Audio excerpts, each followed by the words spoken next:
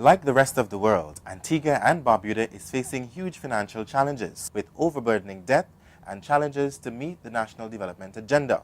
The Citizenship by Investment Program, CIP, is not designed as a cushion, but as a tool to place the local economy on a path to development. To discuss the Citizenship by Investment Program, CIP, is the Attorney General, the Honorable Justin L. Simon of Queen Counsel. Thank you for joining us here on The Journal. It's my pleasure, and may I wish you and your team a productive 2013. Thank you. Citizenship by investment is new both for the government and for the people of Antigua and Barbuda. Now, what does it mean for our local economy? It is indeed a new concept for us, but it is not a concept that is novel in terms of its international application. You do have countries like Panama, St. Kitts, Dominica, that have been operating that program, and surprisingly, the United States of America, Canada, and the United Kingdom have a very similar program. It is not called citizenship. It is based basically on residence, but the concept is the same. And what it really does is that it attracts persons who are interested in either residing or obtaining citizenship in the particular country, and in exchange, they would be investing heavily in programs that have the support of the government. Has government assessed other programs to ensure that this one is one that will be secure and sound in its very establishment? Well, this is a very, I think, important and crucial question. A task force was created. It was headed by Mr. Christian of the Investment Authority, and the members were mandated to look at various other programs, to consider also correspondence and information in respect of programs that have been developed, so that they could advise government as to the best way to implement the program.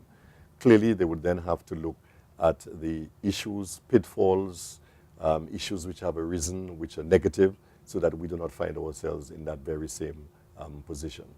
At the moment, in fact, as of yesterday, I have become the chair of the program with the consent of the Honorable Attorney General, the Honorable Prime Minister, sorry, and that was done in an effort to ensure that we would fast track in light of the hold-up that we have had with respect to the Senate at its last sitting. Previously, whatever the task force had done and had passed, they would have passed it on to the legal draftsperson, who was Mr. Grenier from the United Kingdom, and then it would come to my ministry, and that we would look and fine-tune. But we have cut out that process so that we will proceed as quickly as possible, because it is the intention of government to reintroduce or to have the debate in January.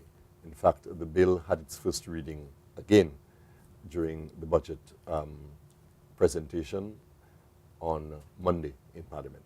That's in December. Now, you mentioned you're now being chair of that program in assistance with the Prime Minister. Now, what's your responsibilities on this task force? Well, our responsibility in the task force is to relook at the draft bill, which actually had gone through the House of Representatives. There were certain amendments which were made. It went through the Senate. The Senate then discovered that there were some inconsistencies, so we had to look at the draft bill again so that we can iron out the various inconsistencies. There have also been a more detailed look at the St. Kitts program, and there has been assistance being given by international professionals who are very much au fait with the program. So we are putting all of that together so that we can take a relook, remodel, make the necessary changes which we think are necessary, and importantly, to also establish the guidelines for the Citizenship by Investment Unit, which is going to be a very key component on the way forward in respect of the program. In respect of due diligence, whose responsibility will it be? Well, that is very important area, and the due diligence has to be conducted to ensure that certain criteria are established for the acceptance or approval of applications which are received. Clearly, it means that the individual's background would have to be investigated. The legislation is going to call for criminal records. It is also going to call for specific information in respect of the individuals. Then, of course, there is going to have to be a banking investigation in terms of the funds. Where have the funds come from? Whether that person has been involved in investment over the years, because we have to be exceedingly careful in respect of the issue, particularly of money laundering. And to answer your question directly, the unit would certainly have to engage the services of international fraud investigators. That is very important because we have to ensure that the system that we put in place is above reproach and meets the criteria that the developed countries would certainly require and request. How are you going to guarantee that the citizens, the persons who seek investment opportunities in Antigua and Barbuda are not people who are undesirable? In fact, despite the best efforts by the unit and the committee, and you know, we can still find ourselves in a situation where our passport, which is vital, ends up in the hands of a criminal. I accept that concern, and I think that is a concern that is pervasive within the society. It is something which is new, and we have to ensure that this does not happen. I take your point that there can never be 100% foolproof or guarantee, but it is going to be exceedingly important that we ensure that we do not invite or approve persons of dubious character, and we've got to ensure that the due diligence is so thorough that the likelihood of that happening is minimized. The legislation does call for the cancellation of the citizenship if that is discovered subsequent to. But in going forward, in terms of the preparation, in terms of the doing of the due diligence, that is why it is exceedingly important that we utilize international firms that are knowledgeable in terms of the ferreting of information. I would want to think too that the international police, what are the names? The International Police Organization would also be involved in respect of that. I would want to think too that the investigators would certainly seek from the FBI, the CIA, or Scotland Yard background information on those persons, because we are aware that the persons who are going to be applying would be persons who are basically seeking a passport entry into the US, Canada, and the EU countries. So they're not going to come from those countries, they're going to come from other countries who are having some difficulty in entering or residing in those territories, which our passport would then have to give them the ease which they seek. And clearly, we have to be concerned that we do not put our passports at risk, because if we do that, we're putting the country itself and its citizens at risk. On the question of due diligence, now, how do we make sure that the committee persons who are conducting interviews receive the type of information that will determine that this individual, an investor, is deserving of the Antigua and Barbuda passport? Of course, access to information, not just in Antigua or around the region, but further afield. Indeed, indeed. That is why it cannot be a localized process. The unit would simply be ensuring that it engages the services of organizations or firms of international repute who can do proper and thorough investigations. Clearly, this alone would not be enough, because what would necessarily have to happen is that that information would come to the unit, and then the unit itself would then assess, itself would have done some background checks, and on that basis it would make a determination as to whether or not the applicant is one who should be approved. So it's not going to be a one single process. I think it's going to be a multi-layered process, because not only are we going to be looking at the person's character, not only are we going to look at the person's reputation, not only from the territory of his birth, but also the country where he has more recently resided, or countries where he or she have done business. We're also going to be interested in respect of the person's funding. On what basis have they acquired the wealth that they do have, the monies that they want to invest here in Antigua, because we have to be particularly concerned about fraud, about money laundering, because these are offenses which are international, and which the international community are very concerned in respect of. What are the areas of investment that Antigua and Barbuda is placing focus on at this time? There are, under the legislation, 4 types of investment. There is real property investment.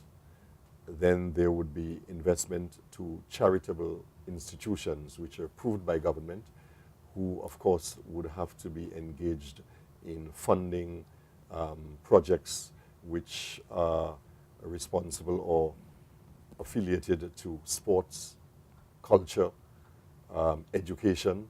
I think these are very important. Additionally, we also ensuring that where the individual or the applicant does not particularly specify a particular project, if he has the funds, the government will then place the funds in an account on trust, which would be, of course, handled by the Ministry of Finance, and then government would then make a determination in terms of its priorities for development within the country, and then the funds would be allocated or directed to that particular project. This account is an escrow type account, is it? It would be an escrow type account. In fact, what is going to be necessary is that when the applications are made, following the due diligence, if they have received conditional approval, then the funds would have to be placed in that escrow account, so that at the time when final approval is given and the citizenship is in fact awarded, the funds are already here in Antigua in an escrow account and can be immediately utilized, whether to purchase the property for property development, for the charitable purpose, or for any other project development. We're going to talk a bit about property when we come back. Stay with us right here on The Journal. You are watching The Journal. Welcome back. You're watching The Journal with me, Sean Thomas, and today we're discussing the Citizenship by Investment Program with the Attorney General, the Honorable Justin L. Simon of Queen Counsel. On the issue of property development here in Antigua and Barbuda, when an investor comes with their large investment dollars, how will this change the landscape of the country and the whole question of allowing citizens, the local Antiguans and Barbudans, to afford lands in these areas which would have been far developed? I think this is where the whole question of selection is going to be exceedingly important. We are aware that our basic economy is based on tourism. And I think this is where the thrust is going to be, either tourism or secondly, agriculture. The unit, with the assistance of the Investment Authority, would then have to make a determination and would have to identify particular areas for touristic development. And we have quite a number here in Antigua, areas which need further development and improvement, areas where development has actually commenced but has not yet been complete or continued due to the downturn in the economy. Areas also where the potential for developing the tourism product is also vital and strategically located. So the development areas would have to be determined, and that, as I said, would have to be done in conjunction with the Investment Authority, and clearly government would have to have an input in respect of that, so that it is not a case where the development is going to take place in residential areas which would affect the land value of persons, Antiguans, local Antiguans who wish to build whether homes or their businesses. So we're looking at tourism areas near to the beach. And of course, let me clearly state too that the issue of access to our beaches is of paramount consideration, and that would have to be taken into effect. We have the example of Barbados, where although you have various hotel developments throughout the few beaches you have in Barbados. The right or access to the beach for Barbadians is always sacrosanct and is always protected, and that we need to do here. We also know that there are persons who ply their trade, whether vendors or persons who are involved in beach activities, sea activities. They must be given that opportunity also. So it's going to have to be properly crafted, and as I indicated, it has to be government strategically planned, so that it's not a case to say that the applicant will do what he wants.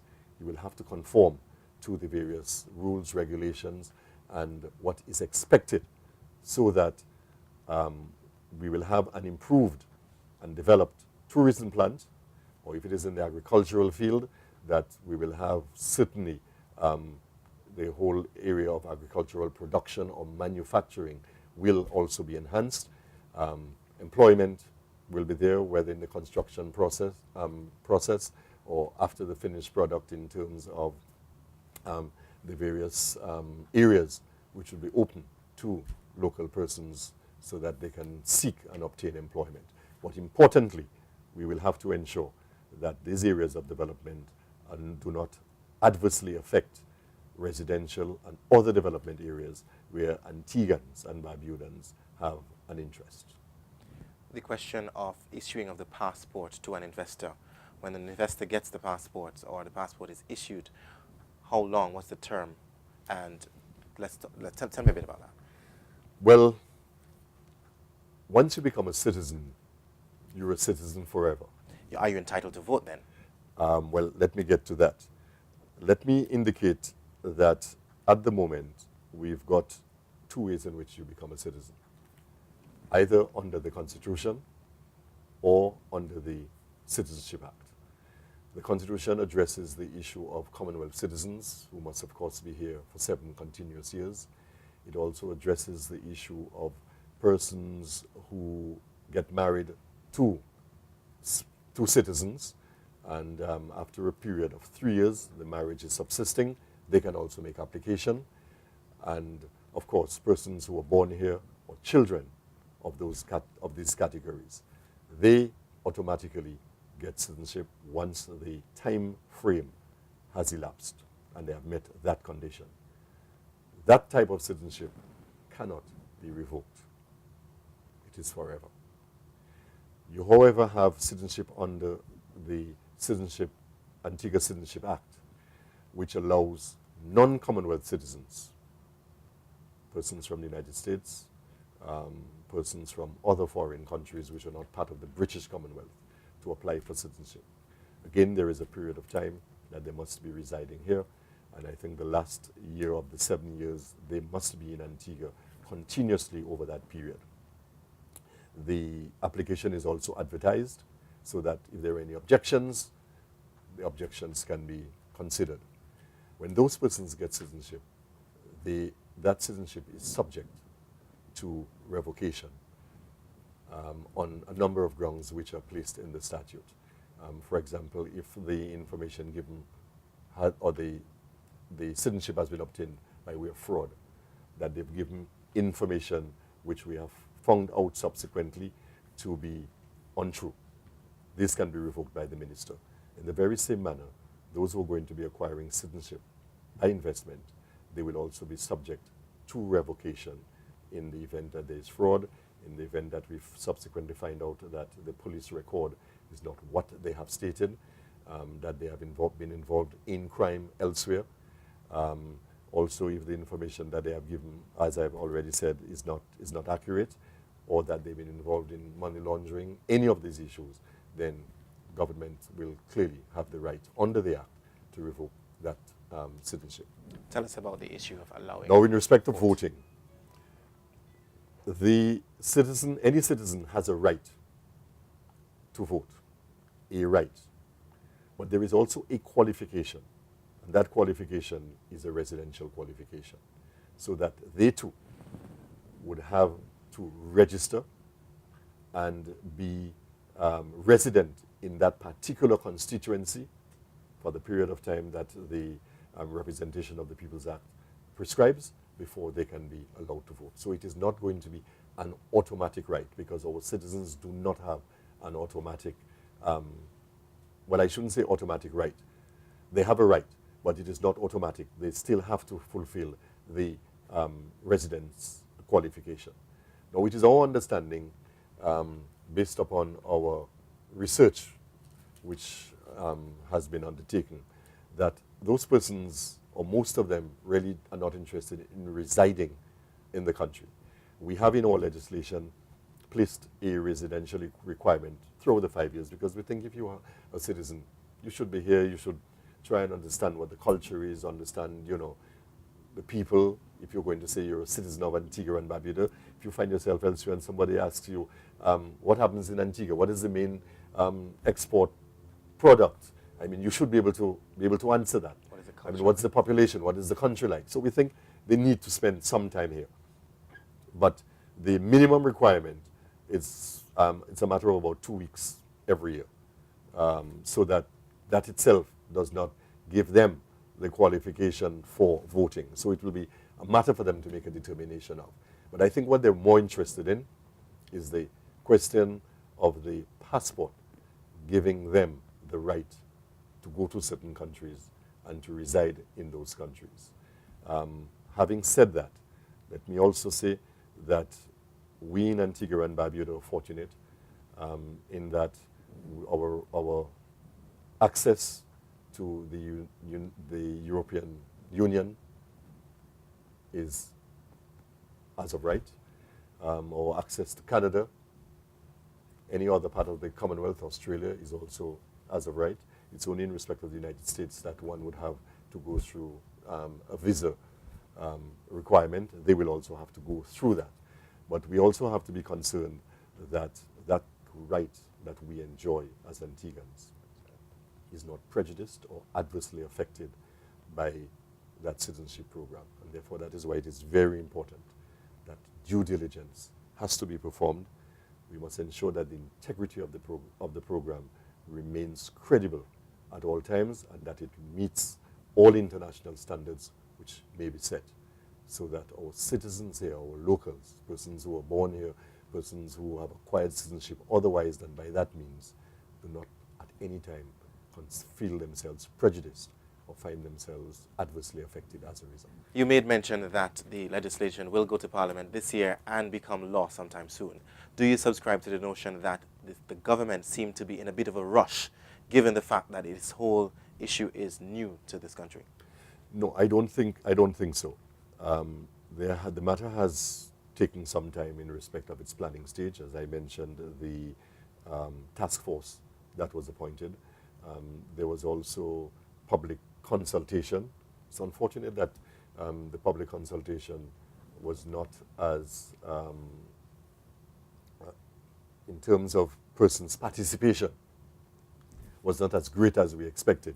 But that has been held, and it was important so that the public could understand and appreciate what the issues were, and that they could also express what their concerns or objections were.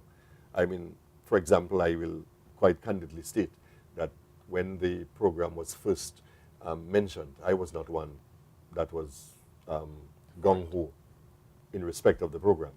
But based upon the information that has been received and gathered by the task force, and of course passed on to us, based upon the information that there are other developed countries that themselves have a program of that nature, though it is not a citizenship program, it is really a residence program, based upon the fact that they are amenable so long as certain safeguards are actually put in place.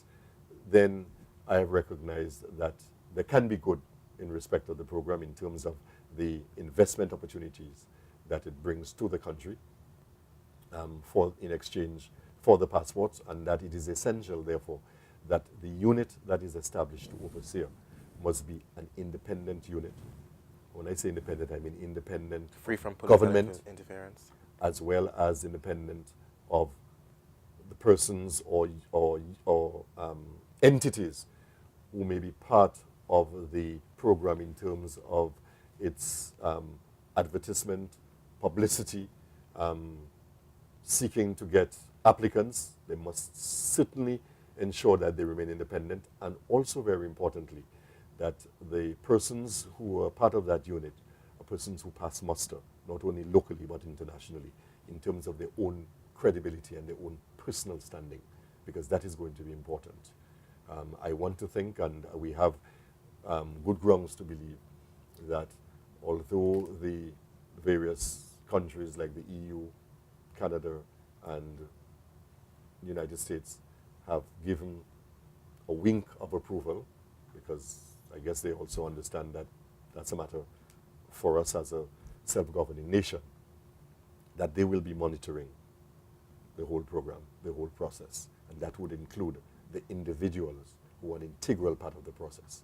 So we must ensure that we have persons who are professional and who behave at all times professionally, so that the issue of conflict of interest, the issue of accepting bribes, the issue of corruption, the issue of political interference, all of that is wiped out or placed to a minimum.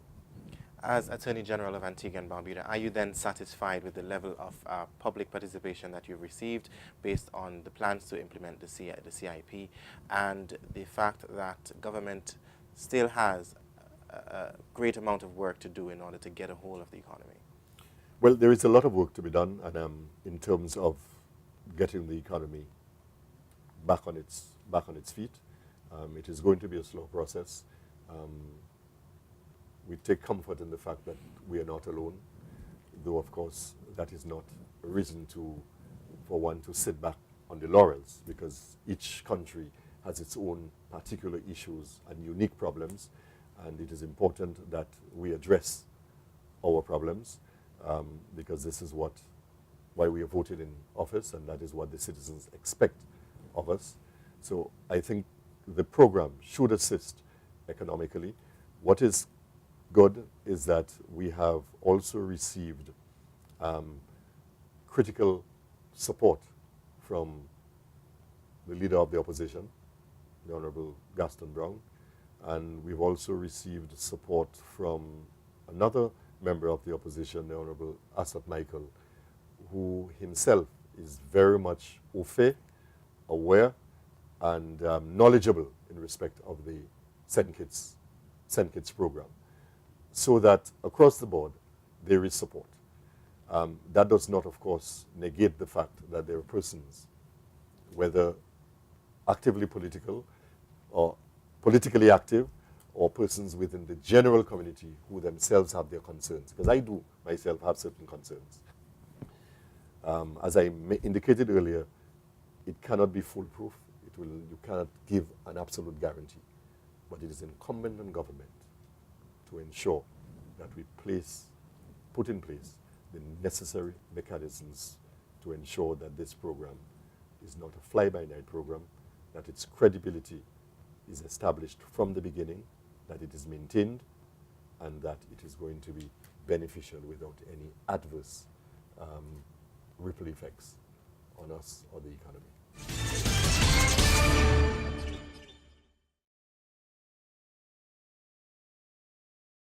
In terms of national development, what are the implications of the CIP to the National Development Fund, the issue of job creation, entrepreneurship, and the likes? I think this will follow as night follows day. It's what we call the domino effect. Once you have investment coming in, and we've got to face it, within Antigua and Barbuda, and I think much of the OECS, the capacity for local persons to invest is not as great as we expect. And even with those who do have the financial capacity, investing within the territories is not the first priority.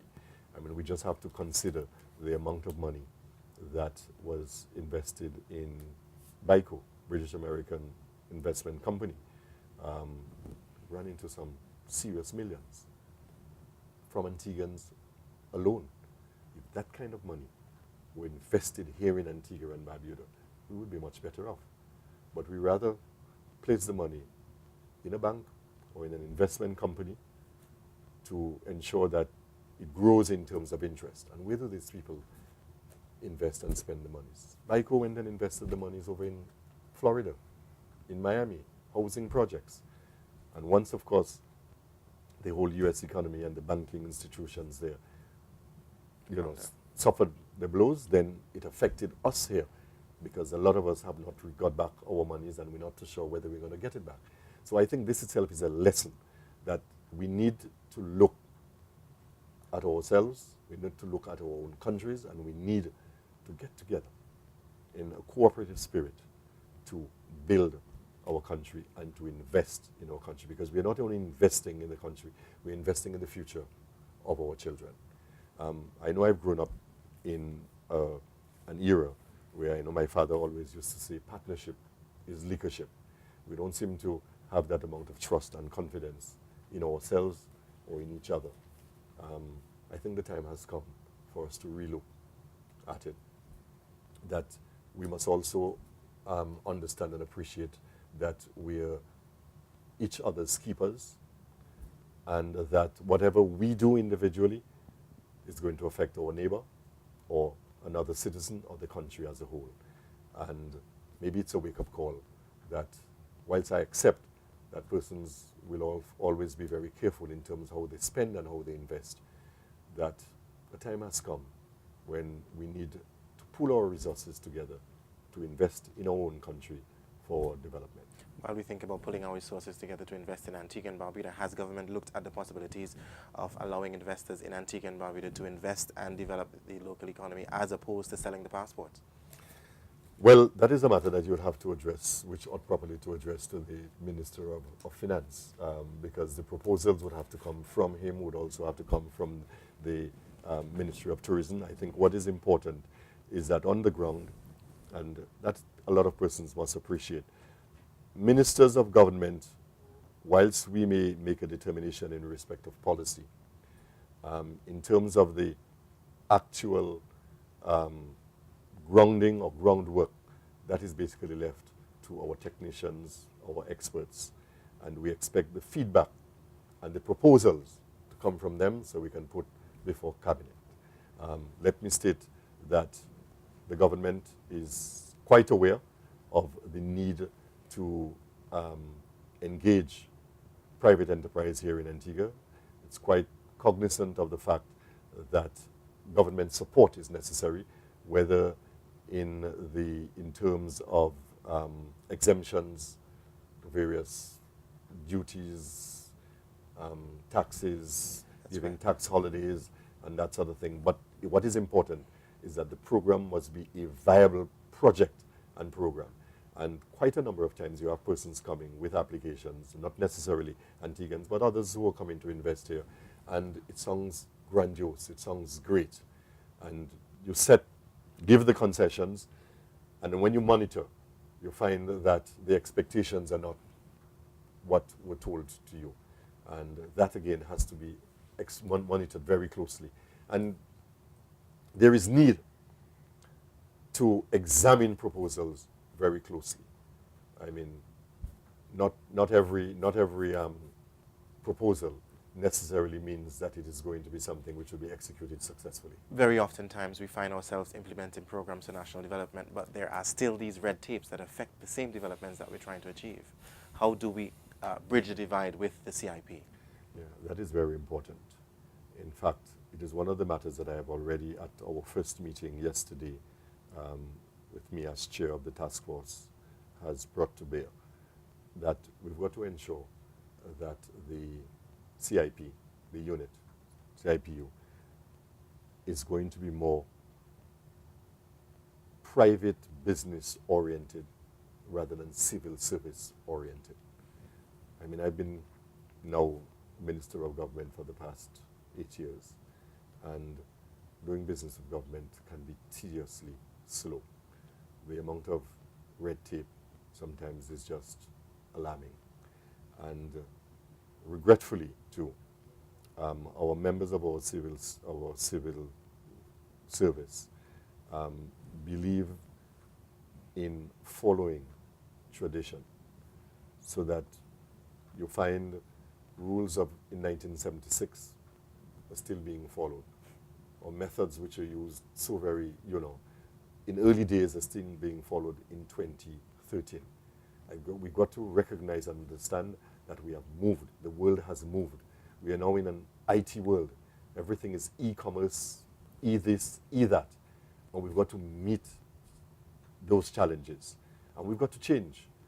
And I keep on saying, it is not always a matter of law or matter of rules and regulations. It's not what is always written. It is what we, as individuals, intelligent, thinking individuals, see that need to be implemented. And we need to take that initiative. And I would appeal to all civil servants, especially the technicians and those in higher authority, to use their initiative a little more than they have in the past. Because doing business in Antigua must get better. Because if it does not get better, we're going to be slowing down. We're still pretty much in the white paper stage of the CIP. Now, are you still accepting feedback? Oh yes, feedback will always be accepted up to the point when, even when Parliament is debating the bill again, I mean, feedback will certainly be accepted so that persons who have certain concerns have no fear in calling me, calling members of the task force. We have Mr. Radford Hill, Mr. who is an attorney at law. We've got Mr. Brian Denollis, who is an architect. There is Ms. Gay Heckme, who is over at, runs the Jolly Harbour project area. Then we've also got the Permanent Secretary of Ministry of Foreign Affairs, Ms. Andrew Joseph. They're all part and parcel of the task force. There's also Lieutenant Colonel Croft, who is head of the ONDCP, and it was important that we bring him in as we look, as I've mentioned, the whole issue of money laundering and his contacts, international contacts, as well as his own experience and knowledge in those areas. So that we have a relatively, I would think, knowledgeable persons on the task force. But clearly, feedback is very important, and I would invite any member of the public who have concerns, because I know there are concerns out there. We cannot cover, and I'm sure we're not going to cover all aspects of it, and there are issues even now that we're looking at which had not been addressed in the previous, in the bill which went before Parliament, which we're now going to be looking at. So it's a work in progress, and I think it is important that everybody considers it to be something in which they can participate in, and they can also express their views, whether on the radio or otherwise. Finally, you made mention of the tardy pace of government to implement processes. What due diligence have you looked at to ensure that the process of granting of investment opportunities and applications are processed in a timely manner so as to ensure that our so kind and welcome investors do not get turned off? Well, I think the matter has been addressed over in Cabinet in respect of the ministers having serious oversight of the various projects so that they don't just leave the projects to run by themselves or just simply have the ministerial officials to process the project. And from time to time, the matters are brought back before Cabinet, or persons within Cabinet would ask or inquire, so that we have status reports or progress reports in respect of how quickly matters are progressing. And what the Honorable Prime Minister has been doing recently also is appointing committees of 2 or 3 to ensure that the process is speeded up, to do the necessary investigation, to make the necessary calls or contacts with the persons outside of government to ensure that process is speeded up and all the red tape is gone. I think the Minister of Finance has also addressed that in respect of customs, because that is one of the complaints that businessmen have made, the time it takes for you to get your goods out of customs, you know, particularly with the payment of ABST at that stage. I mean, one has to consider that monies having been paid, it is important that the goods are released so that the goods can be sold and that Financial turnaround can take place as quickly as possible. Our customs officials must understand that issue. Sometimes a lot of us in positions of authority a lot of things too seriously in terms of ensuring that every T is dotted, every I is crossed. We have to use our initiative. We must use our common sense. I know it is said that the sense is no longer common. Common sense is but not we've so got to bring it back because we've got to use it. And there are times when you've got to use our discretion for the greater good. And we've got to look at things along those lines. And I think if we adopt that sort of attitude, I'm not saying that you must go way out of line, but I think if you exercise your initiative, use your discretion, so long as it is being done not to benefit you, but to benefit the country and the person who you're assisting, I think that would go a very long way in clearing up that backlog and ensuring that business is being done very quickly. I mean, under my ministry, we have the land registry, thank you very much, and that is moving very quickly. We are now ensuring also that applications can be made online. The forms are there online that you can pick up. That's the next thing that we have got to ensure, that this whole business of printing, this is a bygone age.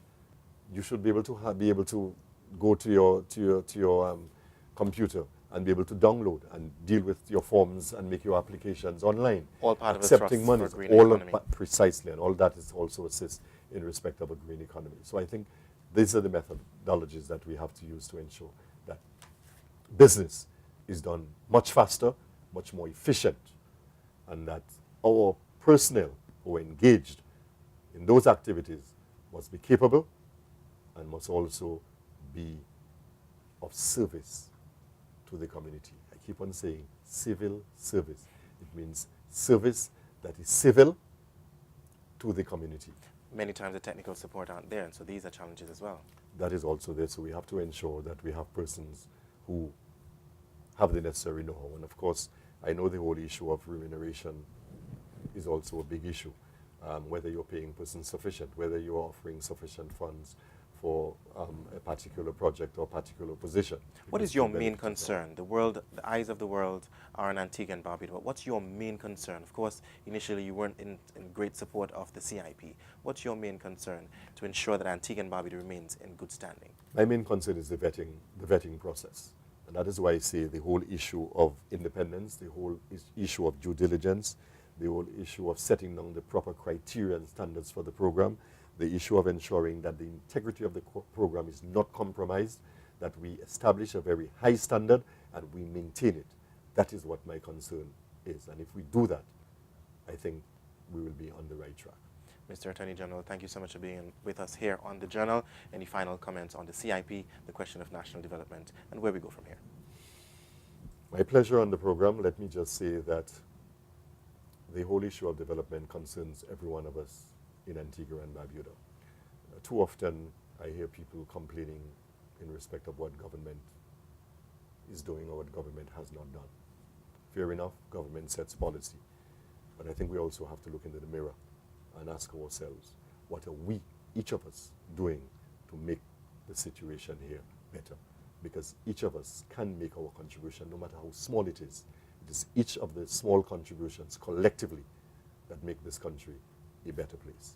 And we need to assist along those lines, whatever the area of expertise or knowledge or, we're involved in, we need to do that. We drive along the road, we see persons dumping rubbish on the side of the road. Come on, Jack.